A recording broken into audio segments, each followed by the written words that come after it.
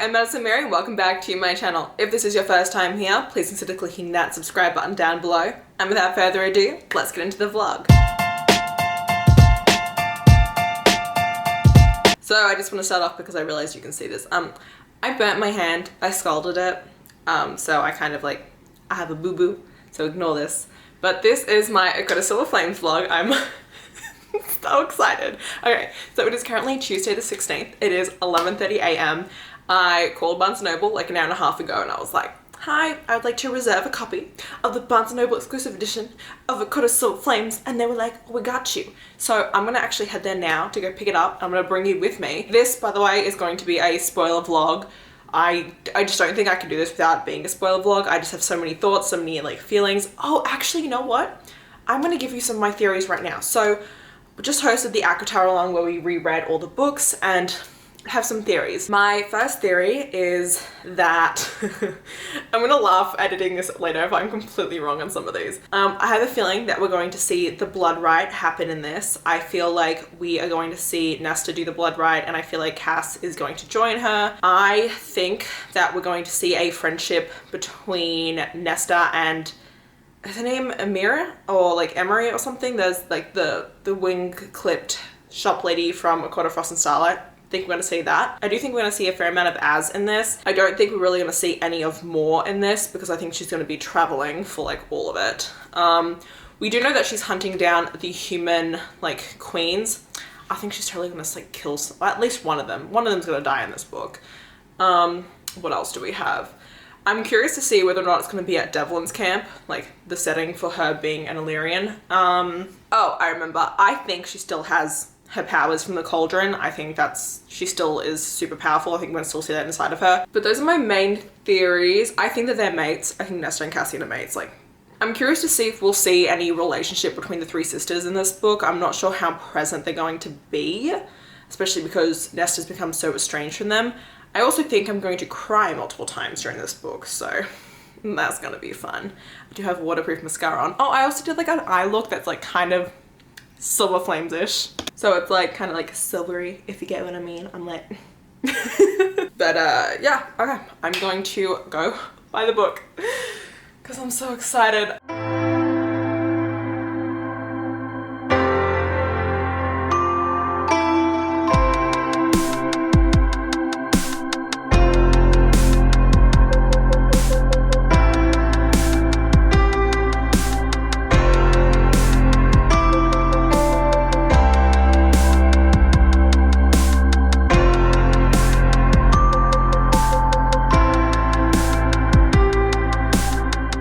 So I have her Barnes & Noble edition. It was so funny, I went to the store. Thank God I called ahead to get a copy put aside for me because apparently they had a whole issue with shipping and only 12 copies got sent to the store, and she's like, people are going to be freaking out all week trying to get them and we're not going to have any stock. And I was like, thank God I ordered beforehand. So I have it, I'm going to start it, and I'm so excited. Oh, I could be updated. Bye. I can't even read the first page. I just keep freaking out.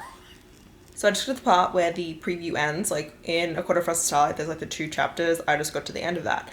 And I always thought that when it ended, they were obviously going to the Illyrian war camps, but she's training at the House of Wind. So I guess we're going to be spending a fair amount of time at the House of Wind now instead, which is intriguing. Alright, I am 75 pages in, just moving to get good lighting, but not right in the direct sun because it is hella bright out today, and I was boiling. It's really interesting to see. We have already gotten some inklings of what it was like for Nesta's childhood, especially with her mum. This is not the first time we've ever gotten any semblance of what her mum was even like, and so far what we do know is Elaine and Feyre were their father's children, their babies, he doted on them, but it was Nesta who was primed and raised and kind of formed by her mum, and how her mum always had this plan for her and always had this kind of ideal that she wanted Nesta to live up to. One thing that I am surprised about is the fact that a lot of Nesta's pain is actually coming from her father's death, which never occurred to me. I never thought that she would have had such a visceral reaction to him dying, but clearly it's taken an immense toll on her. So I'm really interested to see kind of how that continues to develop, because she mentions how he did nothing up until the very end, and yet she still feels so much guilt.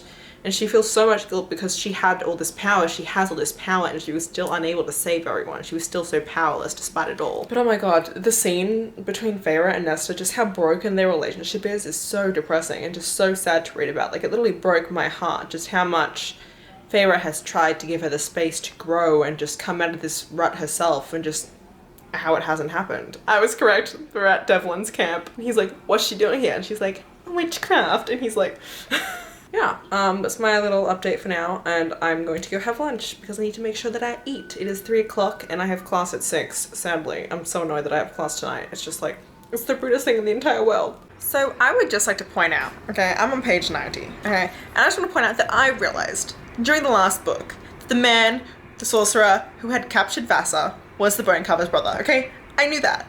They just revealed it right now in the book, but I knew that beforehand, okay? I'm just saying. I want credit to... Can I help you? What? I want credit to be given where it is to be, yeah, you know what I mean. Anyway, we also just learned that the queens can only winnow when all 7 of them are together, which is interesting. Well, I guess all of them minus Vassar, because, like, you know. But that's really interesting. I don't know. I'm curious to see all that. Also, it'd be interesting to see if the Bonecarver's brother, like, becomes such a prominent role in this. So I'm intrigued. Okay, so she just met Emery, and I already love the two of them together. They bonded so quickly. I mean, like, they didn't really bond, but, like, they did bond, if you know what I mean. And I'm just like, friendship. Oh, I'm so happy. I'm just like, smiles. Okay, I need to go back to reading because I have class in an hour and 20 minutes. Okay, so she seems to be afraid of fire, but I cannot for the life of me think of why. Like, why is she so freaked out by fire? Like, she keeps telling the house, like, not to turn on the fire, and then, like, she looked at the fire once and she, like, freaked out. And, like, I don't remember, like, is this something that I have forgotten that we learnt about, or is it something that we still need to learn with the fire? Like, I don't remember why she's so freaked out with the fire. Also, that scene. She can talk to the house, okay, the House of Wind, which I don't remember. Oh god, I wish I could remember if that happened with Feyre, but I feel like it didn't happen with Feyre because she was, you know, speaking with Rhys in her mind instead. So I wonder exactly where this, like, mind speak with the house is coming from, and, like, the way that it's enchanted. Because I know that Rhys mentioned it, obviously, in the beginning, like, wow, my face is shiny. That stuff, but I don't fully remember. Curious. Alright, what? Oh god, the lighting's gotten even worse as the night's gone on. It's 5:30. We need daylight savings. Okay. Anyway, what I was gonna say is, what kind of, like, fan person am I that literally the line, "I don't hate you" and "I don't hate you either, Cassian," has me squealing, like, just that their mutual non-hate for one another has me in the feels. I know I'm gonna regret all these updates later, but right now it's fine. I don't care. We just learnt about Meryl, who's one of the priestesses working in the library, that she is researching theories regarding the existence of different realms, different worlds, living on top of each other without even knowing it. The Masters. Oh my god. I can't believe she literally put the Masters into this book. That just makes me smile. I'm so happy. Okay, so it's now 9:30 p.m. Hi, baby. I finished class at 9, ate dinner in 20 minutes because I was like, oh my god, I was in class and the entire 3 hours, I was just like, I kept looking at the book, which was sitting here the entire time, and my brain was just like, the book, the book, the book. But yeah, so I'm gonna start now. One thing I want to mention, I didn't mention before when I was talking about her being in the library, was the fact that we learnt about the Valkyrie and how they were a race that was kind of like the Illyrians, but not. But they were like a female version. So I'm kind of thinking like kind of like the Amazons. And from what I can tell, I feel like that's kind of the path that Nesta is headed down, especially because they were talking about how there are like 3 levels of Valkyrie. And the first level is Novice, and that is what this section of the book is called. Part 1 is called Novice. So I'm like, I see what you're doing there. Yeah, okay, I'm gonna continue on. I don't know if I mentioned, but like they had their first training session. Like they made a bargain. They made a bargain. The two of them, like Feyre and Rhys made a bargain. They made a bargain. And now they both have matching tattoos on their backs. Oh, you know, don't mind me. It's not like I was trying to read this book that you're now sitting on. Like, this book wasn't my priority. No, clearly you have made yourself at home. Right on chapter 17, just...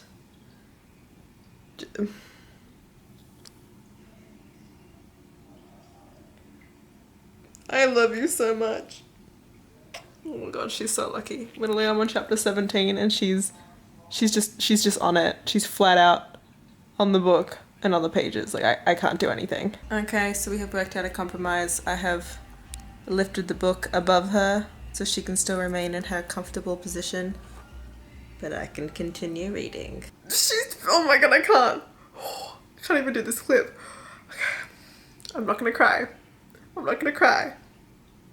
I'm so gonna cry. She's pregnant. I mean, we all knew that Feyre was gonna get pregnant. But like, what a good scene. Oh, are you gonna stay? What an amazing scene. Just like finding out that she's pregnant and just like the way that everyone reacted to it. It was just like, oh my god. It was just like part of the night court the inner circle we'd been missing for a little while, just like in this book. I loved it. I loved it so much. I need to move. My ass hurts so much from staying in the same position. Oh my god. Oh wow, it's not very far in that this happens. Oh, and we just found out, like the reason why there's a mask on the cover of A Quarter Dozen Flames. No one understood why there was a mask. We were all like, why? Why is it a mask? This doesn't make any sense. But it does make sense. Obviously, the next 3 books are going to be about finding the 3 different objects made by the cauldron, which are the mask, the crown, and the harp, which we had never heard about. I don't even know why I have these in. There's no music playing. It's not even connected. Oh my god. So that was really interesting to find out. I really like how Sarah J. Maas has managed to expand upon this series so much more than the original trilogy, because it is a very expansive world that she did create, and it's cool that she's taking advantage of that and she didn't just stop at the trilogy, because there's just so much potential in this world, so much lore and history that we could get into, and I just love that we're learning about it more. I'm really loving Elaine in this. We're getting very few glimpses of her, but it's just... she's definitely growing more and more into herself, and it's very important that we get to see this growth for her, especially because it's going to eventually come to her own book eventually. Oh my god. We got our first steamy scene between the two of them, and it was really good. It ended horribly, of course, but before it ended horribly, it was very, very good. What are you doing right now, Dad? Reading the last chapter. I can't with you. Oh my god. I just like to make sure everyone that I like is alive at the end. Huh, cool. I'm good now. Literally. I hate you so much. A little bit later now, I took off my makeup and everything because a lady's skin has to breathe. But how am I gonna say this without getting demonetized? So I'm on the scene where Nesta has decided to pleasure him, and she's asking him how he likes it, and she's like soft, medium, hard kind of thing, and of course he likes it like rough AF, but I'm just reading it and it sounds so unpleasant. It sounds like I feel like his dingling is like being strangled. And I had to put that in here because it's a thought that I have, and maybe it's a thought that you had while reading this, so yeah. I have to say that Asriel cock blocking is the funniest shit I will ever read. He's, oh my god, so funny. I can't. Such a good scene. He literally walks in and he's like, oh my god, he's like, I'm allowed to cockblock you. I'm literally trying to eat my dinner at a table where she just pleasured you. Like, can you... I'm entitled to my own things, okay? Let me be. Oh my god, I love him. If page 322 does not convince you that they are mates, like, I don't know what will. She literally is having a nightmare. Or maybe it's not even a nightmare. Maybe the cauldron really is coming for her. But she's having a nightmare. And he literally wakes up because he knows she's having a nightmare. Hello? Did that not happen with Breeze and Feyre? Were they not mates? I'm just saying.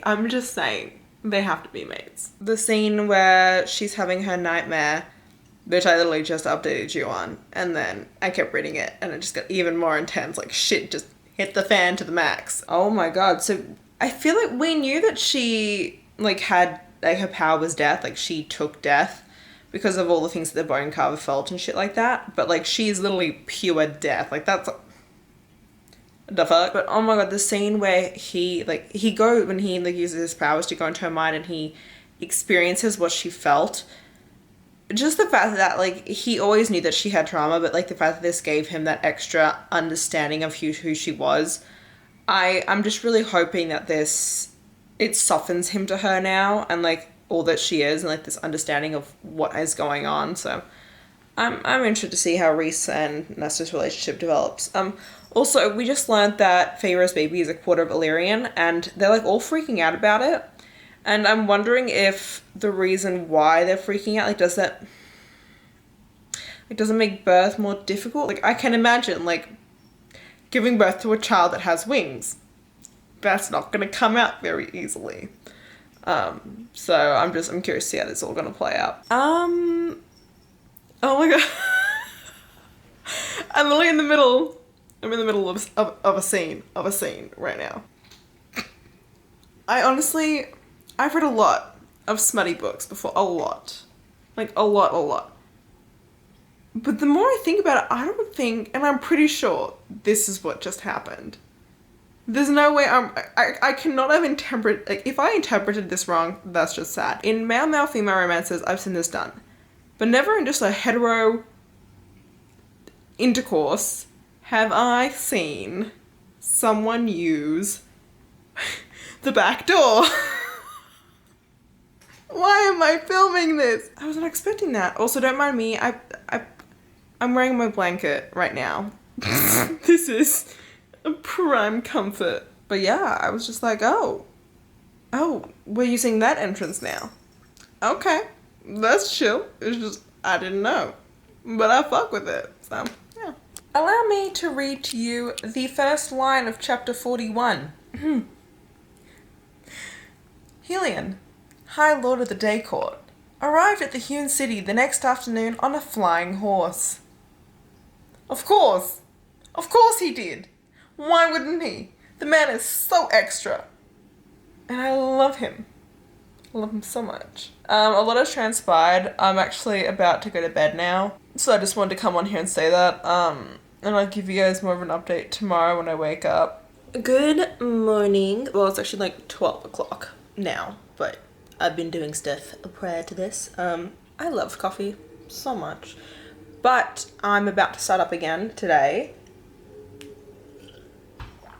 And I just wanted to quickly mention, like, just one or two things that I didn't get to last night. First of which is she's so afraid to open herself up to him and just wants everything to be, like, just sex, that he's just, like, he's hurting on the inside, and it's so sad. But I do love all the training that's going on with the priestesses and Emery. It's just, like, it makes my heart sing, and it's just so cute, and I love it. I'm also really curious about this whole, like, Valkyrie thing that's going on, because she's starting to use, like, the still-mindedness that she's learning from it, and kind of, like, how that's taking on over for her. But then there's also the fact of, like, the mask, and how she's now, like, tasked with the mask, and the mask is, like, messing with her brain, so we're gonna see how that goes. But, yeah. Motherfucker. They already have the crown. They already have the crown. I'm just like, I did not see that coming. I did not see. Why? Why did Rhys and Helion locking hands feel so sexual? Like, they were just sharing in them, and I can't. I'm going insane right now. First off, we just learned that Nesta literally is silver magic. Like, legitimately, like, she can imbue things with her power when she makes them, like the swords and shit that she did. And the fact that, like, the ones that she's created now are, like, uber duper powerful. But they mentioned ɪṛsᴛ, and it sounds so familiar, but I cannot for the life of me remember where I heard it. Like, did we learn about ɪṛsᴛ and, like, the sword in one of the previous books, or was this mentioned maybe in... Did it pop up in one of the other series? I'm killing myself right now trying to figure out why I know the name. And I'm so annoyed because I can't even ask anyone if they know. The sex scene at the end of chapter 41. Best out of anything so far. Like, it feels like she just keeps, like, Sarah J. Maas just keeps topping herself in everything that she writes in this book. And I'm just like, each time, you know? Oh my god, so I just finished chapter 47 and that was just so much. From the beginning that chapter started to when it ended, I was just in total stunned shock, and just my brain was just going, oh shit, oh shit, oh shittity shit shit. That's a lot to unpack. From her making it down the stairs and confronting Amren, to her telling Vera that the baby's probably going to kill her, to Reese being like, get her the F out of this. And just... that was a very just chapter. I don't even have words for it. I can't. I also don't know, like, is this like a standalone in the sense like this is Cassie and Nesta's book, or like will we keep following them in other books, like their POVs? Like, obviously the overarching like thing that we're going through right now with Brilliant and Kohi, I don't even know how you say the lake god's name. I know that we're gonna be following like that whole plot, and Era's trying to take the throne and all that kind of stuff. I know that's gonna span like at least a couple of books, but I'm just wondering exactly like what this one is setting out to accomplish. That being said, we did have a scene where Amren is saying that Reese should be High King, and I just think that there's like a lot to think about with that statement, just because like it's something that I think everyone's always wondered about, and it's not something that he wants, it's not something that Pharaoh would want, like, any either.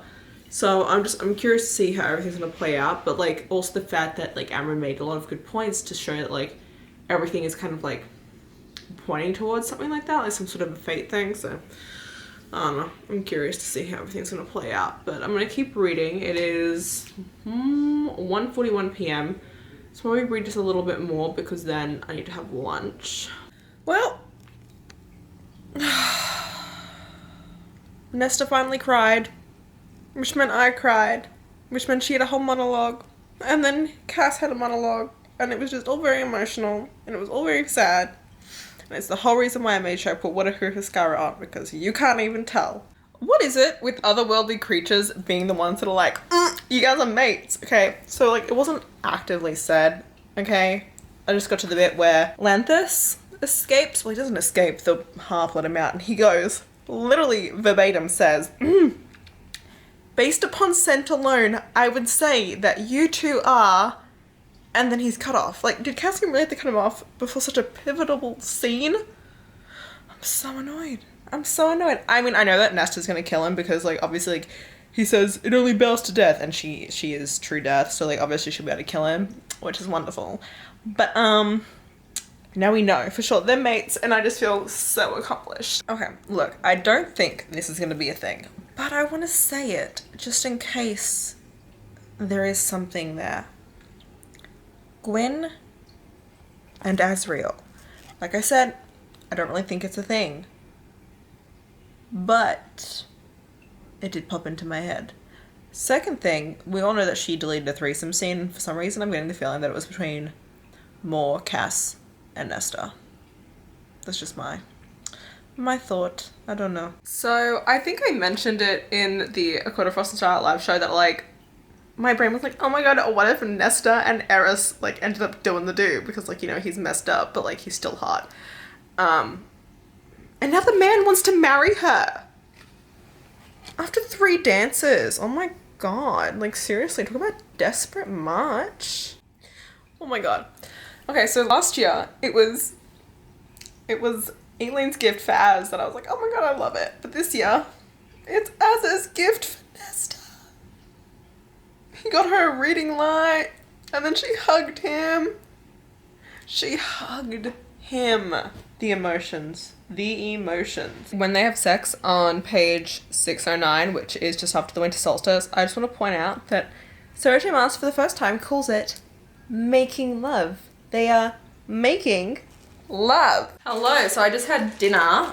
It is, God, I think it's like, what time is it? It's 9 o'clock, so I literally have 130 pages left exactly. I'm attacking you with scissors. Sorry if you can hear my parents, they're talking pretty loudly outside, but a package just arrived and I was like, you know what, even though this is a dedicated vlog, why not just open it? This is from Hello Lovely. I am a rep for them, but I have been buying from them before I was a rep, so this is just like an added bonus for me. I do have a code, Princess15, you get 15% off your entire order. If you just order one thing, you get 15% off that item, blah, blah, blah. It's just all that good. Trust me, the codes are totally worth it. Like, makes life 12 times easier, and I love their stuff. Actually, this top is from them, so I'm very excited. This is a new top I got from them. I want to put it on now. So it is like this really nice, like kind of like camo green / gray kind of color. If you can tell, like this is more of like a charcoal gray, whereas this is more like a greeny gray. And it says "Read by Moonlight" on it. Okay, so it is on.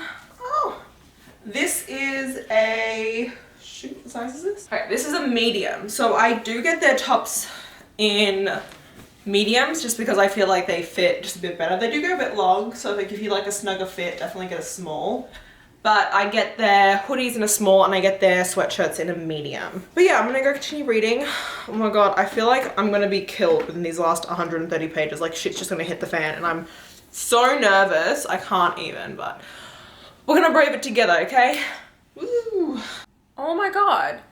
Oh my god. All this time I've been like, why did we never know the house was like this? She made the house.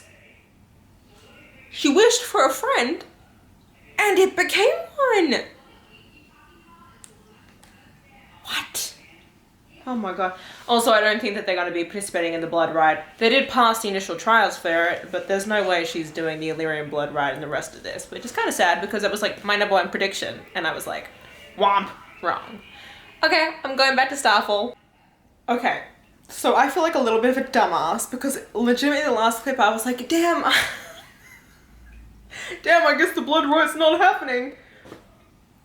And a chapter later, they were fucking stolen and thrown into the blood rite without their own consent. Well, that's what I get for giving up hope too early. Also, they are mates. Kind of wish there was like a little more climax to the whole mate reveal, but it's fine. I need to keep reading. As soon as I closed the last clip, I had this thought and I was like, damn. First off, I was like, the bracelets are gonna come in handy. And they did, clearly. I'm still surprised that her power was tamped down by the blood rite magic, so that's kind of surprising. But right now, first off, they're naked. They're just, her and Emery are just plain naked in the blood, like. Okay, but I have a feeling, because it was mentioned a little bit ago, Eris mentioned it, how the other two mountains have cave systems, but no one bothered to check to see if Ramiel had one. And I bet it's going to have a cave system, and that's what they're going to find, and that's how they're going to defeat the blood rite. That's my theory that I wanted to put out there. I also just want to say, like, I have a really, really bad feeling about Cassian going after Eris being at Brillen's castle. I have a really, really bad feeling something's gonna happen to him. Like, she's gonna make it out of this alive. She will. But something with Cass and Az going after saving Eris, something's gonna go very, very wrong there. Very, very wrong. And I'm very scared. Yagal is freaking out, okay? First up, the person who told me I should be afraid of chapter 77 should have started with it being chapter 76, because chapter 76 is the one where Feyre goes into labor and it's just a whole no-no zone. So I'm like sitting here like freaking out, like I'm doing like the what's the breathing called that the women in labor do? It starts with an L. Yeah, I'm doing that one. Lamaze breathing. Okay. No, I'm hyperventilating. But now I'm on chapter 77. It was the only thing that like broke me out of that like whole stupor, and I was just like, so I'm gonna record myself reading this chapter. Oh my stars. Okay.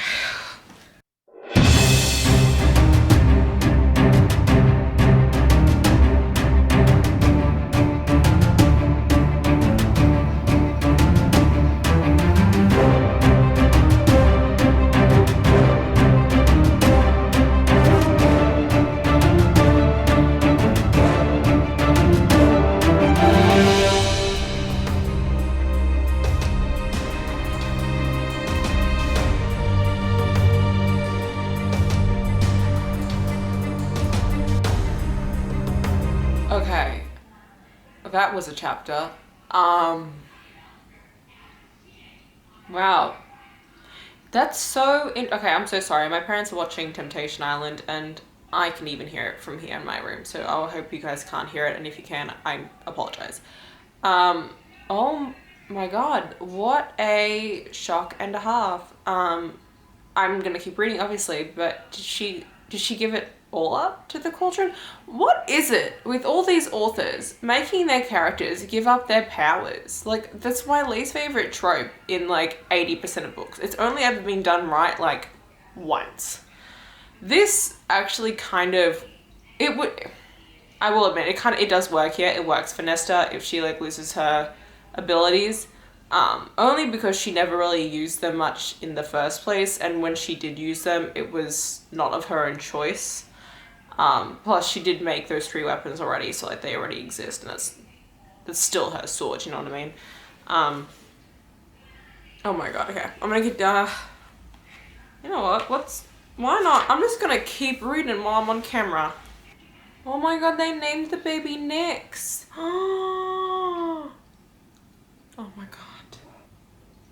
Oh my god, it was the mother. Like the mother, but like the mother. She's the one who's been speaking to her this entire time. Oh my god, and she's still... What? What? Oh my god. Okay, so she still has some of her power. Like, it's not the same, but she still has some of it, which honestly, considering how much she had that she barely even touched, is like more than enough. I like it with Sarah J. Maas, when her characters do give up their power, they at least retain some of it. Because how can you imagine someone who has so much power to like then have none of it? Like, it would just feel so hollow inside, like kind of like how Amryn feels powerless now. But she, oh my god, she shapeshifted with the mother to give her body an Illyrian's like hips so she can give birth to a baby too. Ah! You had me from the moment you met me. Oh my god, I forgot to tell you that I came across like my favorite quote for the book, like the quote that like if I had to pick one to get tattooed, the one I would pick. I'll give it to you in a second, okay? Those are my 2 options, a frilly mating ceremony or stale biscuit. Wonderful. Oh man. Oh, okay, so like the queen, the withered old crone queen, like she was always going to be the one that Nesta had to always deal with. But Koshi, he's still alive, and it would make sense because Koshi is linked to Vassa who is with Luscian who's connected to Elaine who's connected to Asriel. The next book. She said, I love you. Oh my god. It's been hard to kind of understand Eris over this book because he's definitely like, I don't like him, but you know, it's like Nessa says at one point, like he and I are the same, like they underwent such brutality and such self-loathing and such self-hatred that the persona that they've projected on everyone doesn't really show how loyal and loving they are on the inside. Oh my god. Literally what Cass just said to Eris is exactly what I was just thinking. I think you might be a decent male deep down, trapped in a terrible situation. I grew up surrounded by monsters. I spent my entire existence fighting them. And I see you, Eris. You are not one of them, not even close. I think you might even be a good male. You're just too much of a coward to act like one. Oh shit. I think we got some real oh my god, what if we get a bromance back between Lucian and his brother Eris? Oh, that would be cute if like Lucian actually got some family back. I'm in the final chapter. Oh my god, I forgot. Yeah, like Rhys hugged Nesta. What a monumental thing. He loves Nesta now. I mean, of course he loves Nesta. Nesta saved Feyre. I don't know. They have a hard relationship. And you can't really fault either one of them for hating the other for so long. But I'm glad that they now get around now. And actually, isn't that what I said at the beginning of this vlog? That I hope that the two of them would actually become friends? Or at least amicable? Didn't I say that?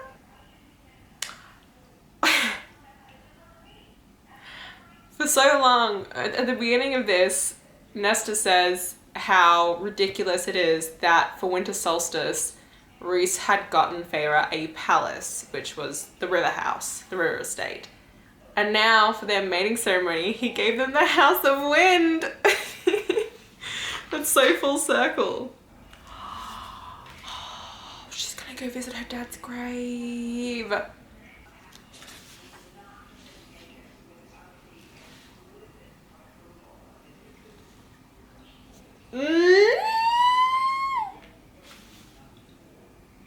That was so fulfilling.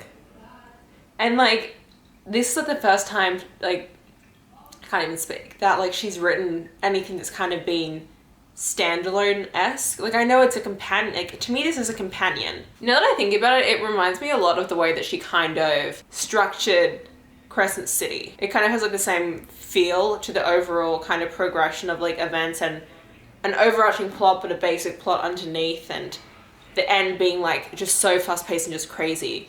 I did hear from some people that they thought that the last 80 pages were a bit rushed, and I can see why some people would think that, but when I think back to how Crescent City ended, this is very reminiscent to how those last 100 pages are just like a full-on just like mind burst. And the thing is that if this were any other like book, like a 400-page book, having 100 out of 400 pages being like the final battle is like a good chunk.